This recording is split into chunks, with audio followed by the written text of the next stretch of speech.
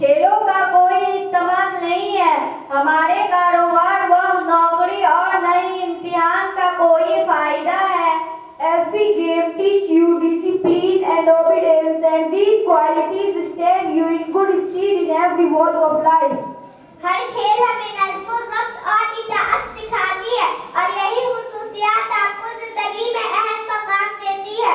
After playing, we all get tired, and when we are tired, we can't attend to our studies. बहन, खेलने के बाद हम थक जाएंगे और जब हम थक जाएंगे तो पढ़ाई ना कर सकेंगे। No, my dear, it is wrong to think like that.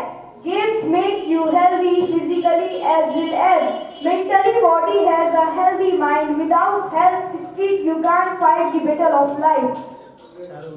नहीं प्यारी बहन, इस तरह सोचना गलत है। खेलें आपको जिस्मानी और दिमागी तौर पर चाकू चबल रखती है। आपको ये तो पता है कि सेहतमंद दिमाग होता है। आप जिंदगी की जंग इसके मैदान कतार नहीं जीत सकती। No, sir, we have fully realized that games are of very useful for us in future.